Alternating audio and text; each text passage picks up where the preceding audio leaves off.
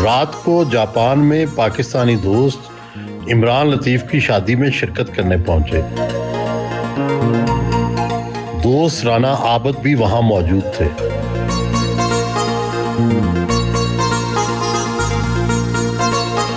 Pakistani community के लोगों से मुलाकात की।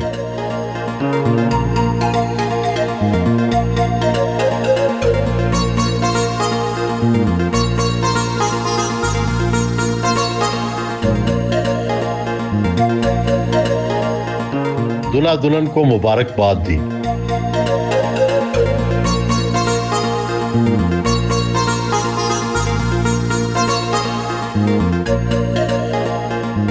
उस दिन पाकिस्तानी सफीर ने इन्हें फैमिली समेत सफारत खाने मदऊ किया।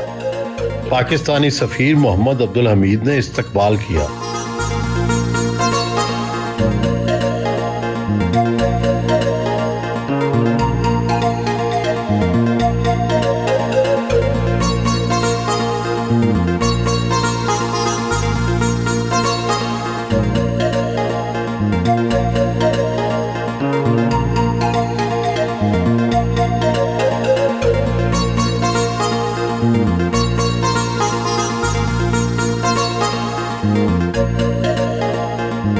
पाकिस्तानी खानों से तवाज़ो की गई।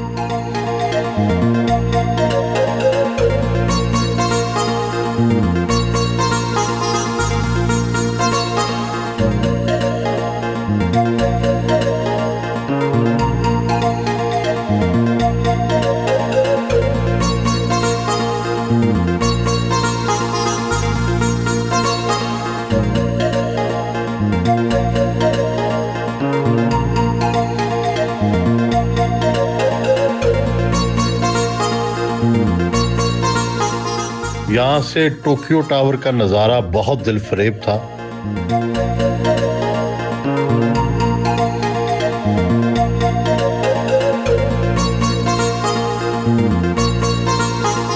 पैदा तो पाकिस्तान में हुए, तालीम भी वहां हासिल की और शायद बाहर भी, लेकिन चमके आकर जापान में।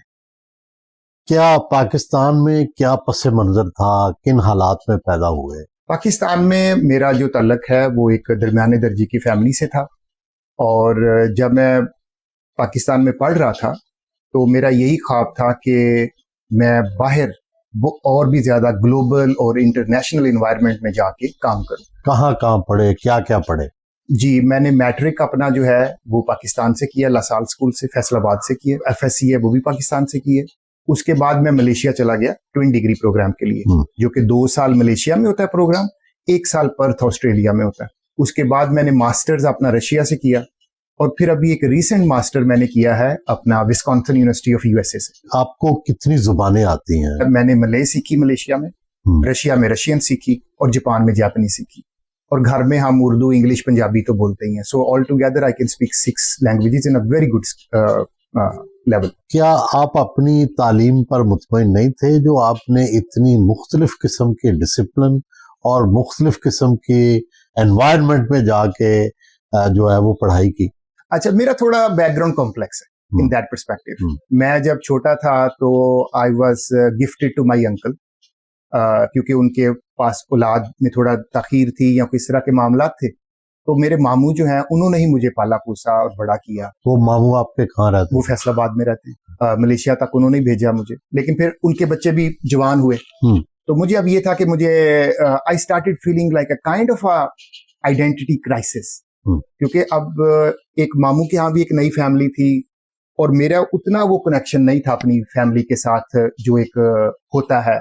ये जो आपका मसला था एक बड़ा मखसूस, इससे नफ्सियाती मसाइल भी पैदा हुए? इससे नफ्सियाती, बहुत आपने गहरा सवाल किया, इससे नफ्सियाती मसाइल पैदा हुए जब इंसान के अंदर उसको ये पता चलता है कि where actually I belong to. ये एक बहुत बड़ा आइडेंटिटी क्राइसिस होता है। तो ये मेरे ख्याल में मेरा एक जो रेजिलियंस थी, उस नफ्सियाती मसाइल ने एक रेजिलियंस क्रिएट की मेरे अंदर कि I have to be something. मुझे अपने पाँव पे खड़े होना है, मुझे खुद से कुछ करना है। So that was the push behind every circumstances that I can explain today. क्या फर्क देखा आपने? ऑस्ट्रेलिया में भी तालीम हासिल की, आपने रूस में भी तालीम हासिल की, पाकिस्तान में भी की, जापान भी अब आप रह रहे हैं, अमेरिका क्या में फर्क देखा? अमेरिका में भी की, जी। तो क्या फर्क देखा सब मुल्कों में? सारे मुल्क मैं देखता हूँ कि अल्लाह ताला ने खूबसूरत बनाए, बहुत खूबसूरत है। हर मुल्क का एक अपना खूबसूरती का एस्पेक्ट है। लेकिन जापान को मैं देखता हूँ कि इसमें दो चीजें जब साइड बाय साइड जो चलती हैं, वो है इनका कल्चर और इनकी वेल एस्टेब्लिश्ड इकोनॉमी। ये जब दोनों चीजें आपको जो एक साथ मिलती हैं, वो सिर्फ दुनिया में, मेरे एक्सपीरियंस में, सिर्फ आपको जापान में मिलती है। तालीम में सब में क्या फर्क देखा? पाकिस्तान में किस चीज की कमी है अगर आपने बाकियों से तकाबुल करें तो? फॉर्चुनेटली देखें, अभी जो लेटेस्ट चल रहा है, मुझे पाकिस्तान से निकले हुए 25 साल हो गए, लेकिन जिन दिनों हम तालीम हासिल कर रहे थे, आई वुड से प्राउडली कि हमें बेस्ट तालीम मिली, बेस्ट टीचर थे। और मैं उनको कहूंगा कि मैं उनको अपने आज के लास्ट ईयर के अमेरिकन प्रोफेसर से मैं कंपेयर करूं तो मैं कहूंगा हमारे पाकिस्तानी साथी जो थे वो ज्यादा मोहब्बत वाले थे, ज्यादा नॉलेजफुल थे, ज्यादा वाइज और सेज थे। बचपन में आप क्या ख्वाब देखते थे, क्या बनने का, और फिर वो ख्वाब किस किस तरह तब्दील हुआ और अब ताबीर के कितने करीब है? बेसिकली तो यही था कि बाहर जाएंगे, अच्छी तालीम हासिल करेंगे, बहुत अच्छी जॉब करेंगे, अपने हालात बदलेंगे।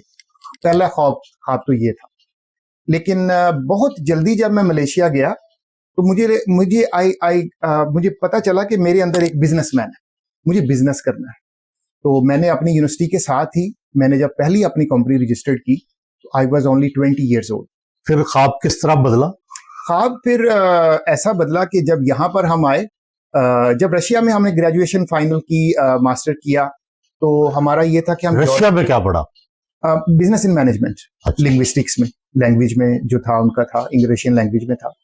तो उसमें ये कि फिर वहां से था कि हम यूरोप जाएं या जापान जाएं, ये था क्योंकि हम जापान एक दफा देख चुके थे। तो हमें वो वही पहले वाली जो रीजन है कि जापान हमें अच्छा लगा कि नहीं, जापान इज गुड। अब अपने जो आपका जो ख्वाब थे या जो तब्दील होते रहे ख्वाब, अब आप समझते हैं कि आपको मंजिल मिल गई या मिलने वाली है, अब उसके करीब है?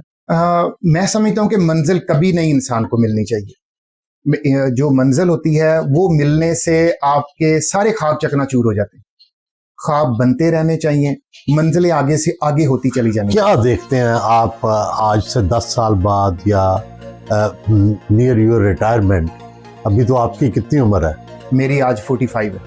तो क्या देखते हैं आगे, क्या फ्यूचर में क्या बनेंगे? फ्यूचर में मैं अपनी सोसाइटी को, जो कि मैं सबसे पहले अपनी सोसाइटी जापान को कहूँगा, हाँ। उसके बाद मैं पाकिस्तान को कहूँगा, क्योंकि Japan has given me everything. तो मेरे लिए दोनों एक जैसे हैं।